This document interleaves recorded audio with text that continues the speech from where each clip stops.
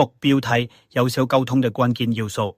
互換溝通不僅僅是傳遞信息，更是理解和體諒患者感受的過程。佢在幫助患者了解自己的病情和積極參與護理方面發揮咗重要作用。有效的溝通係能增加患者的心理舒適度，建立信任，並最終提高治療成功的可能性。本課程將深入介紹有效溝通的關鍵要素，使學員能夠熟悉使用技能，並將其應用於實際工作中。一、熱情理解並尊重患者的感受。同理心是有效溝通最基本、最重要嘅要素。特別是在醫院環境中，病人會經歷焦慮、恐懼、不確定等各種負面情緒。護士嘅同理心可以極大地改善他們的心理健康。病人可能會對自己的病情或治療過程有許多問題和顧慮。此時，如果護士表現出親人和理解病人感受的態度，病人就會感到自己並不孤單，從而獲得心理上的安全感。例如，如果病人問為什麼只有我一個人痛苦，護士承認病人的感受，說我很高興你在想這個問題，這對你嚟說一定很困難，而不是立即給出答案。病人就會感到自己的感受得到了尊重。同理心不僅僅是口頭表達，還可以通過非語言元素得到加強。例如，當病人描述自己的病情時，護士可以通過保持目光接觸和點頭嚟傳達。我在關注你說的話的信息，溫暖的面部表情，如微笑或更柔和的語氣，也可以表明他們理解病人的感受。沒有用心和努力，同理心是不會輕易產生的。特別是在繁忙的醫院環境中，護士往往會在沒有完全理解病人感受的情況下，匆忙做出反應，這可能會讓病人感到疏遠，並影響他們的幸福感。因此，護士應在日常工作中努力關注病人的情緒，並在必要時花點時間傾聽他們的心聲。清晰用易懂的語言溝通，清晰是互換溝通的另一個重要因素。在醫院環境中，經常會使用複雜的醫學術語和技術解釋，但只可能會使患者感到困惑，甚至會增加他們的焦慮。因此，護士應使用患者易於理解的語言，必要使用例句或異常表達嚟補充解釋。患者需要準確了解自己的病情，這樣他們才能積極參與治療過程。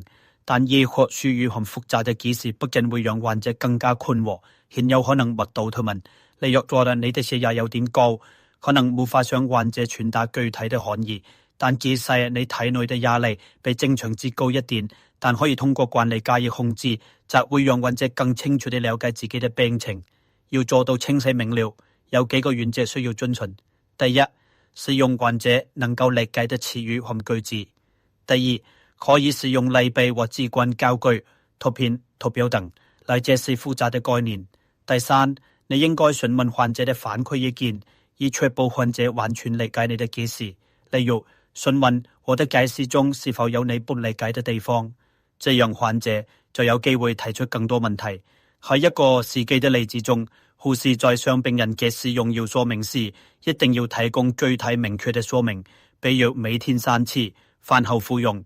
此外，如果病人反覆問同一個問題，護士可以說：這個問題你已經問了好幾次了，讓我再解釋一遍，這樣可以緩解病人的焦慮。三、傾聽，傾聽病人，傾聽不僅僅是聽，傾聽不僅僅是專心致志，而是要充分聽取和理解病人的故事。傾聽為患者提供了自由表達感受和情況的空間，這是建立信任的基礎。患者可能想就自己的病情或治療談很多。如果護士打斷他們或以評判的方式行事，病人可能會覺得自己的意見不被重視。護士必須允許病人暢所欲言。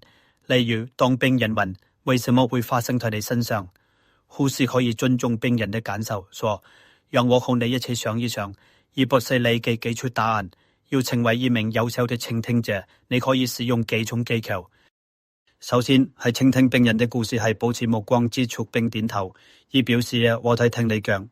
其次，重複或總結病人所說的話，說讓我看看我是否理解正確，以幫助病人確認他們的故事已經講完。第三，等待病人講完故事，不要打斷他們。喺繁忙的醫院環境中傾聽長長被護士。因此，護士即使在日常工作中，也要努力專注於病人的故事，使積極的態度傳遞希望和保證。積極的態度係緩解患者焦慮並給他們帶來希望的重要因素。